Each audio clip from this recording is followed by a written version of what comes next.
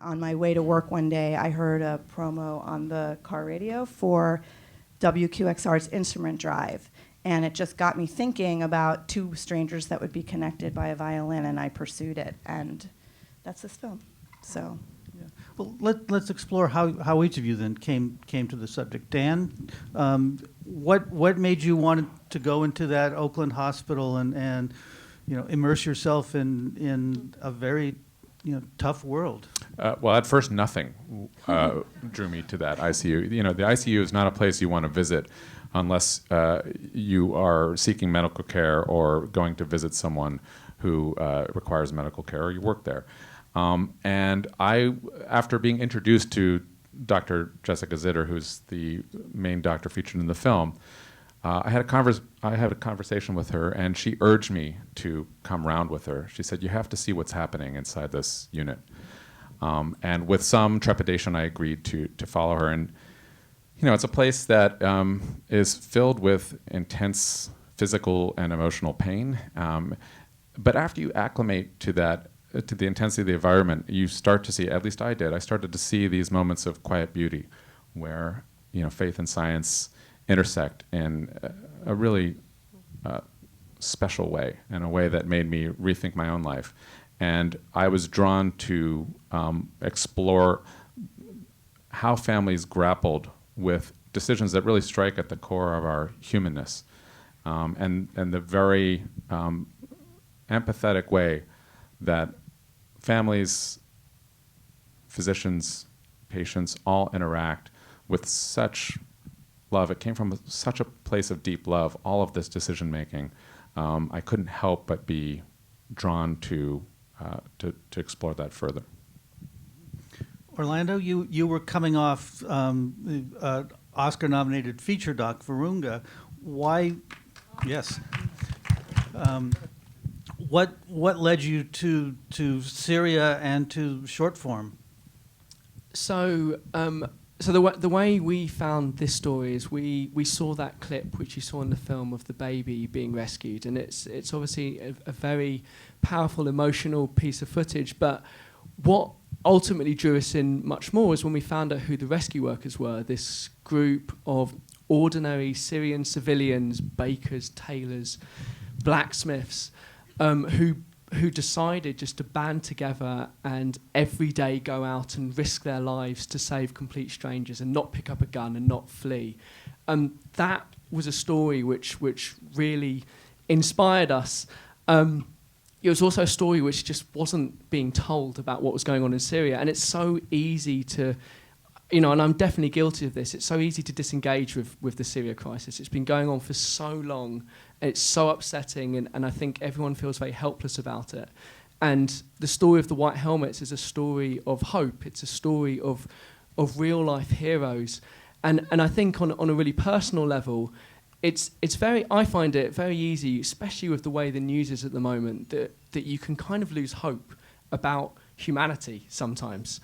And certainly the work which me and our film team, every now and again you come across these incredible people, and I would say the Rangers of Virunga National Park fit into that, and the White Helmets, and people that are so amazing that inspire you that there really is good in the world, and that you can also aspire to be better in your own life. And I think they're the stories which drive us, and that's certainly what drew us into the White Helmets. And I think you said that you wanted to do a short rather than a feature because you felt an immediacy to get it out? Yeah, so when we began this project, we thought it should be a feature because there's so much story to tell. But pretty early on, we realised that it just didn't feel right to spend 2 years making a film about what's going on in Syria. It really felt that we needed to get this film out as quickly as possible because it's so urgent, the situation. And so we decided to make a short because a featured documentary can take 2 or 3 years, and with a short, we managed to put it together in about 7 months. So that just felt like the right decision to make.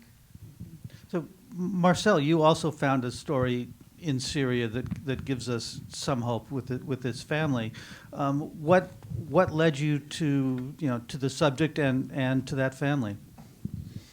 Well, I've been yeah, I've been looking for a film through the eyes of children in Syria. I've been traveling Syria from very early on, and I was covering Syria and how this tragedy evolved, and how people changed from becoming political activists into, unfortunately, a lot of times becoming extremists, and how this radicalization worked.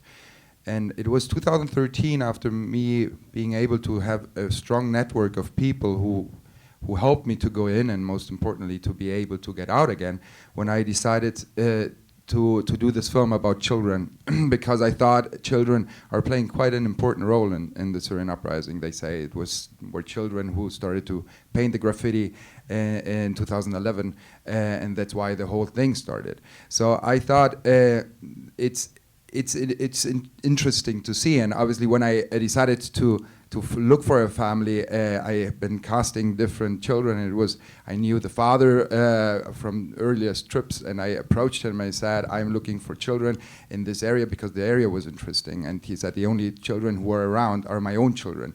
He introduced me to little Sarah and then to Helen, and I knew I've got the children I'm looking for. And obviously it was 2013, the Islamic State was not there yet, and this film is the story over 3 years. And in the beginning I didn't know what's gonna happen, and I just kept filming. And I knew and that's what I think is documentary filmmaking. If you realize you have a strong character and you're able through these characters to explain quite a complex story on a very emotional level, I just realized I need to stick on filming. And it was obviously not the most easy situation of going in and out when it became more and more dangerous. And then when the father disappeared, they took this decision to leave again.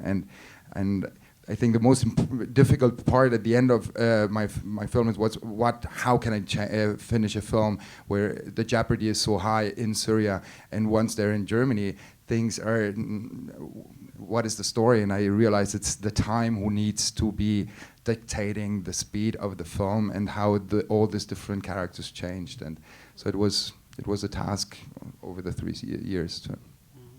Well, Daphne, I think you've already sort of explained what led you to this story, but I mean, what were the biggest challenges? Obviously, you were in a situation where things were very chaotic. I mean, there's that scene in your film where the guy tells you to put down your camera and hold the baby.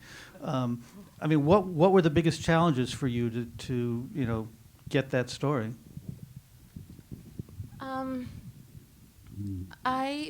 First of all, like I said before, I was in grad school and at the University of California, Berkeley, studying documentary, where Dan Krauss was my professor, and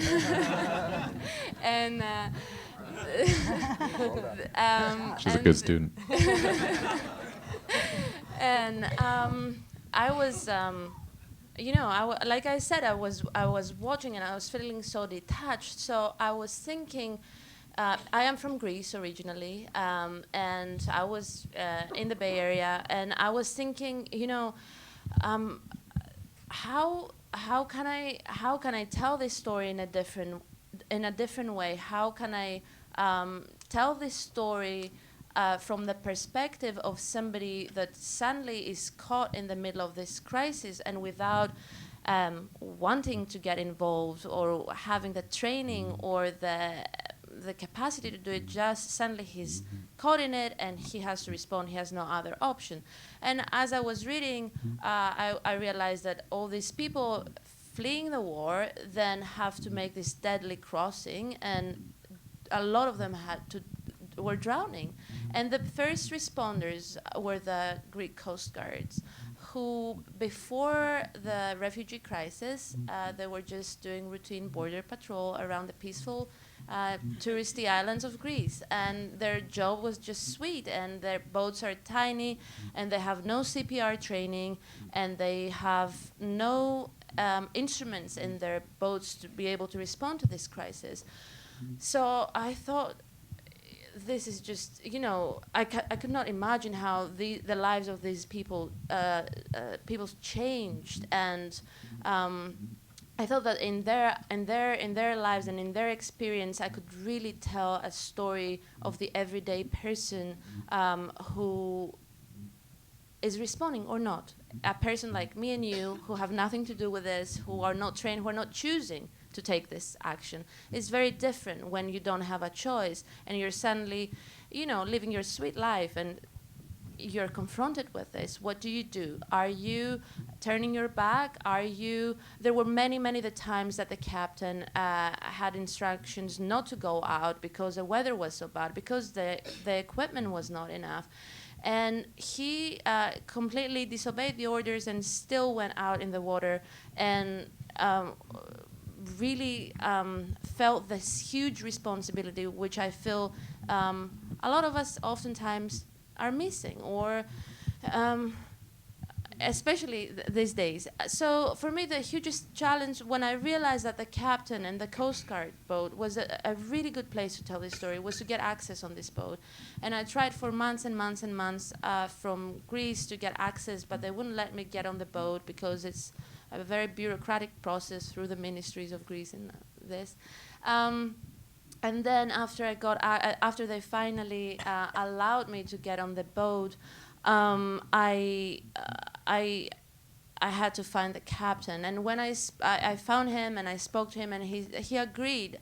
I asked him on the phone. I said to him, are there still boats coming? Should I come to Greece to make this film?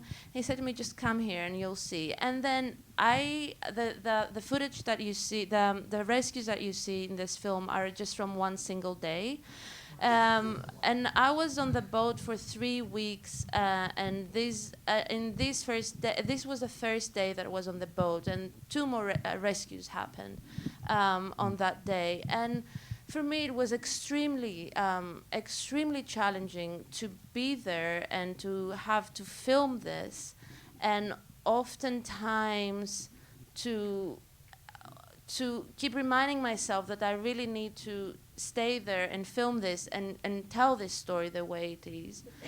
I think it was challenging for my colleague who came and helped me do the sound, and he was just standing there and had to watch this drama evolving in front of his eyes as well. But the film opens with this scene that I put the camera down because even though I had decided that my role was to stay there and film, and that's the only thing I know how to do well, when the situation is so chaotic and so frantic, you really don't have any other choice. When I was asked to put the camera down, I just didn't think about anything else. I just did what I was asked to do.